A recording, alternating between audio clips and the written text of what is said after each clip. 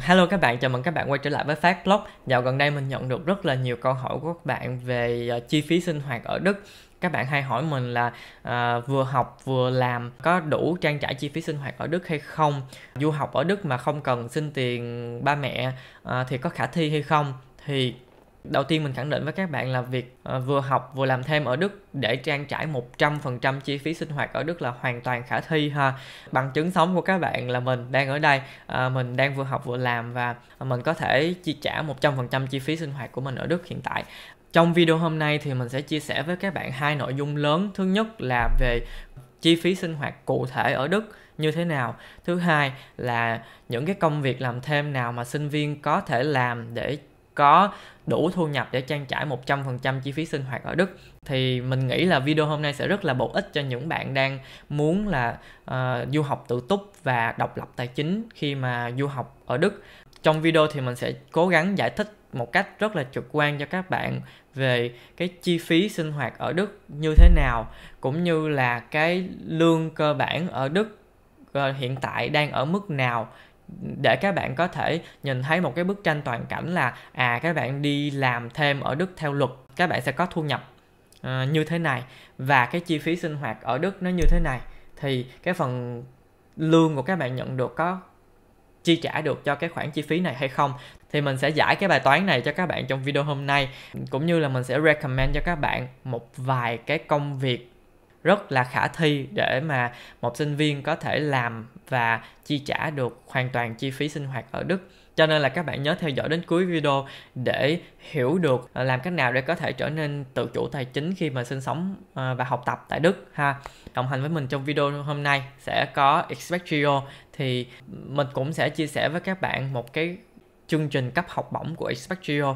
Thì giá trị cao nhất của các học bổng này lên tới 12.000 euro và có thể là chi trả được chi phí sinh hoạt của các bạn trong vòng 1 năm luôn.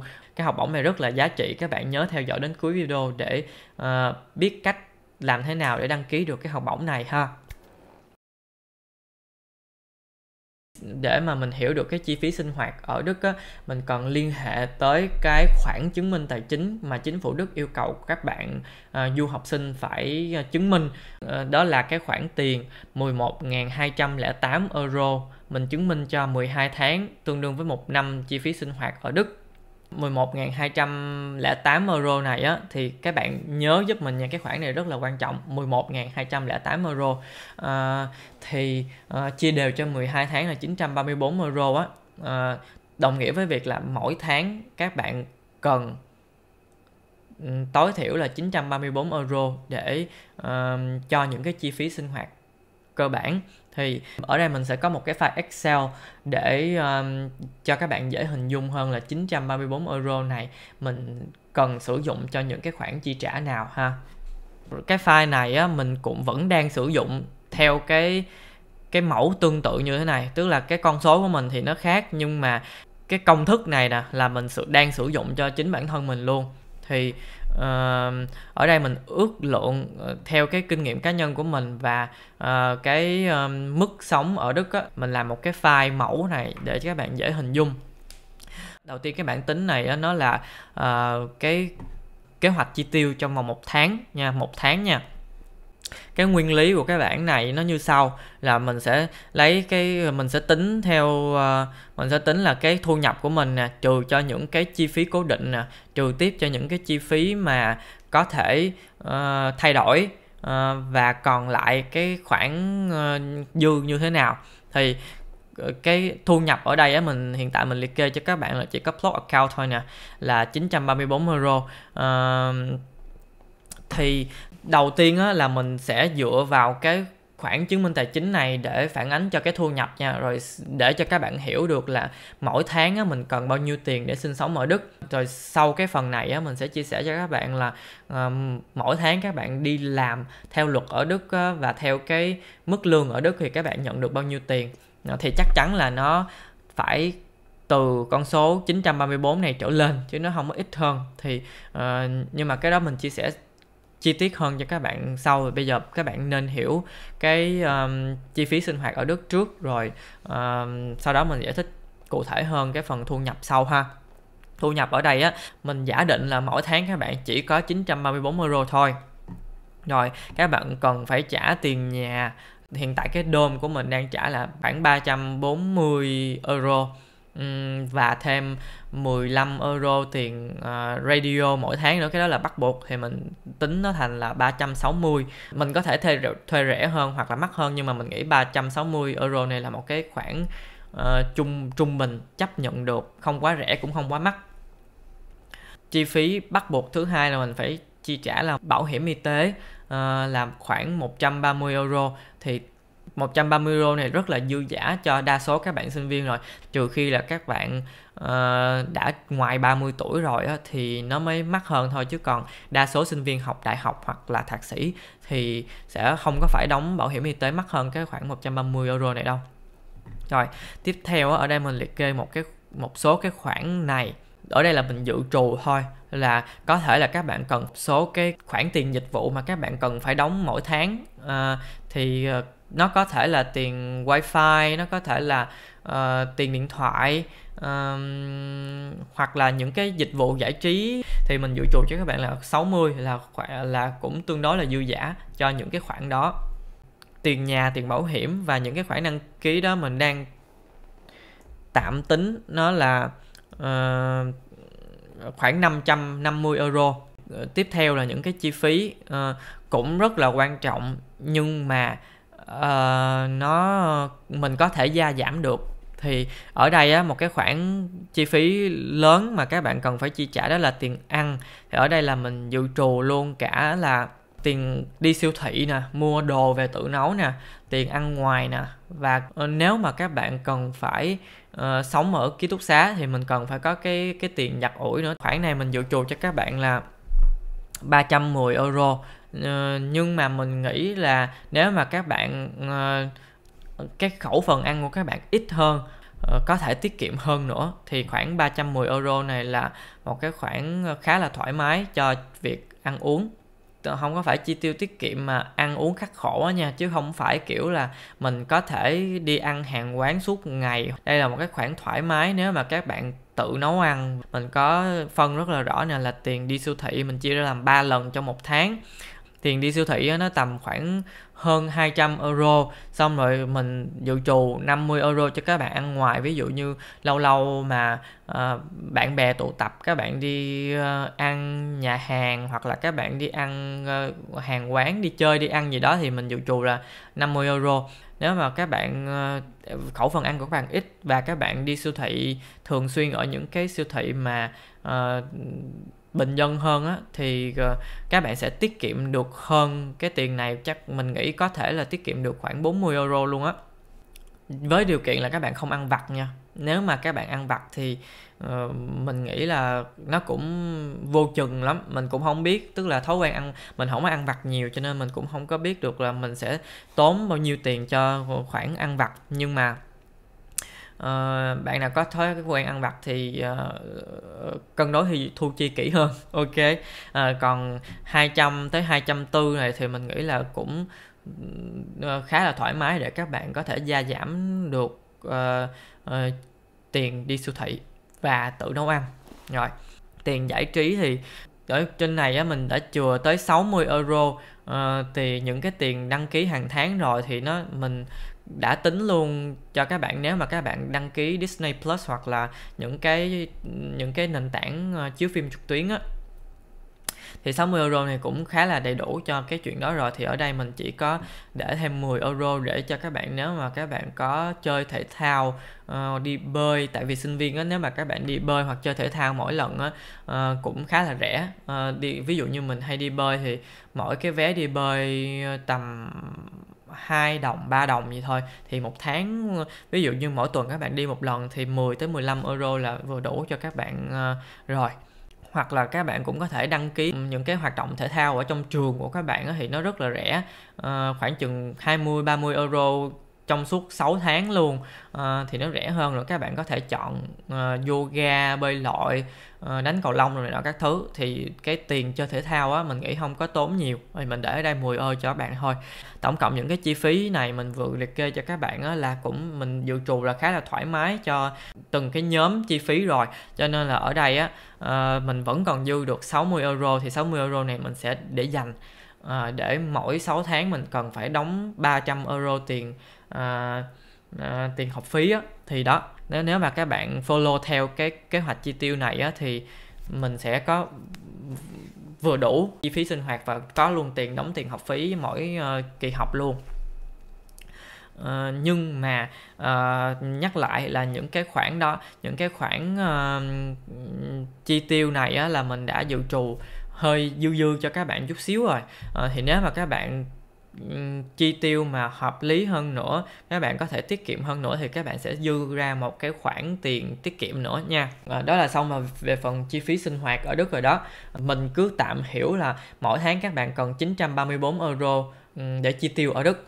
Còn về việc làm thêm ở Đức á, thu nhập mà các bạn đi làm thêm ở Đức á, thì ở đây mình sẽ chia sẻ với các bạn là nếu mà các bạn là sinh viên, các bạn được phép đi làm theo luật á, là đi làm part time là 20 tiếng một tuần, 24 tiếng một tuần. Hiện tại luật đã thay đổi rồi, là các bạn được đi làm thêm 24 tiếng một tuần.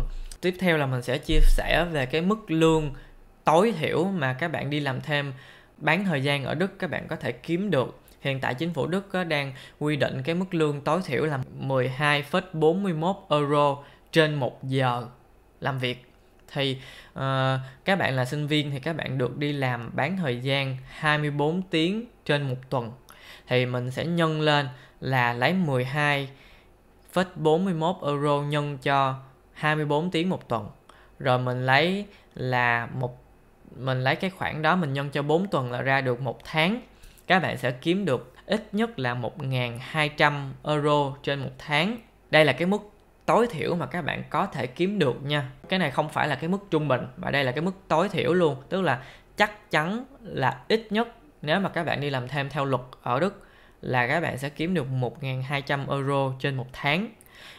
Thì so với cái chi phí sinh hoạt lúc nãy á, là mình chỉ tốn 934 euro thôi, thì các bạn vẫn sẽ dư được hơn 200 euro. Đó là với điều kiện các bạn đi làm part time 24 tiếng trên một tuần.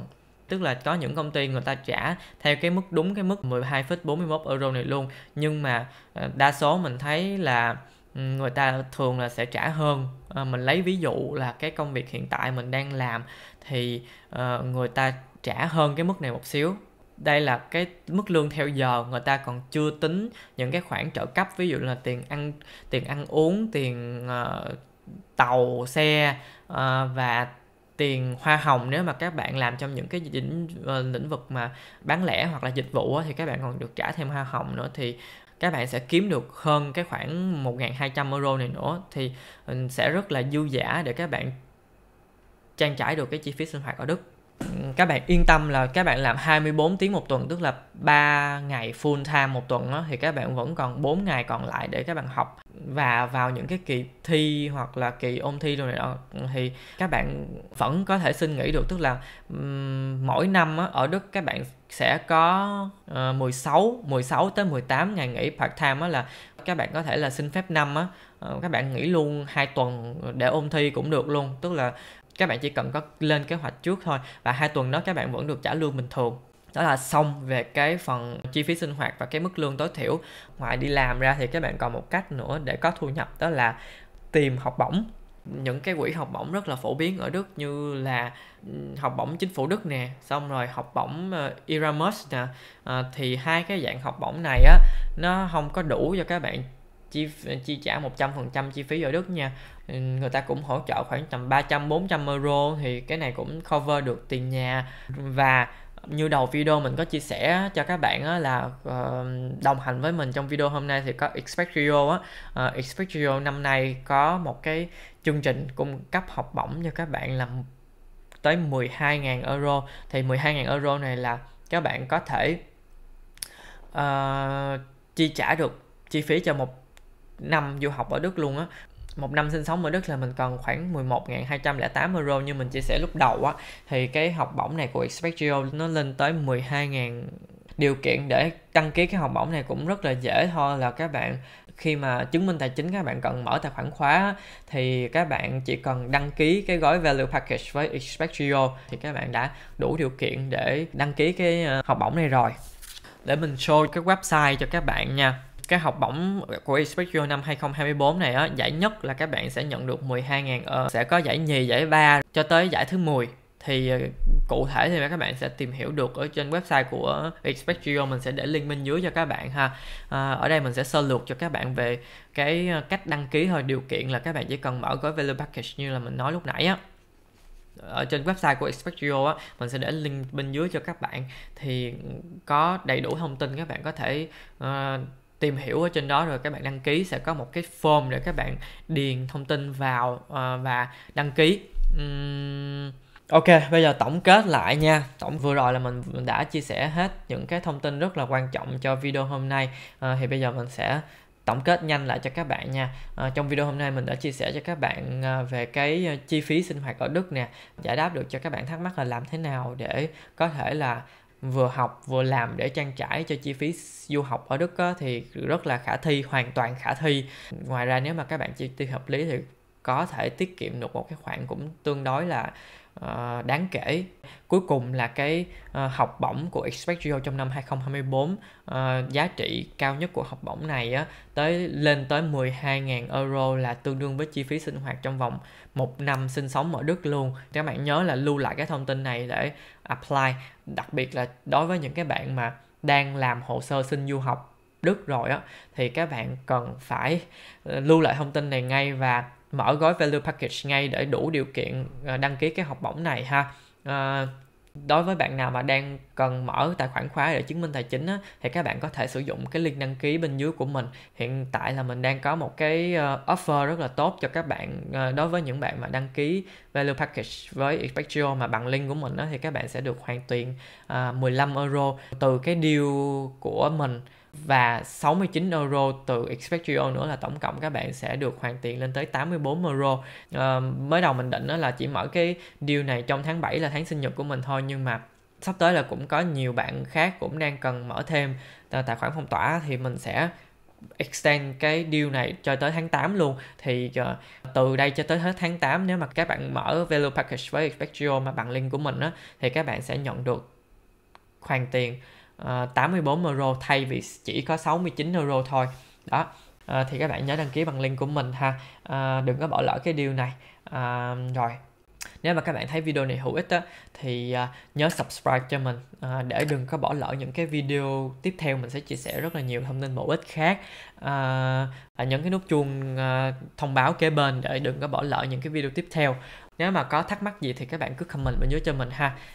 Còn bây giờ thì cho bạn nào chưa biết mình thì mình tên là Phát. Hiện tại mình đang sinh sống, học tập và làm việc tại Đức. Mình làm kênh YouTube này để chia sẻ hành trình khám phá châu Âu của mình, cũng như là để chia sẻ những cái kinh nghiệm thực tế nhất trong quá trình du học Đức. Mình hy vọng là video hôm nay sẽ giúp ích được cho các bạn phần nào dễ dàng hơn trong quá trình du học Đức. Cảm ơn các bạn đã theo dõi đến cuối video. Xin chào và hẹn gặp lại. Bye bye.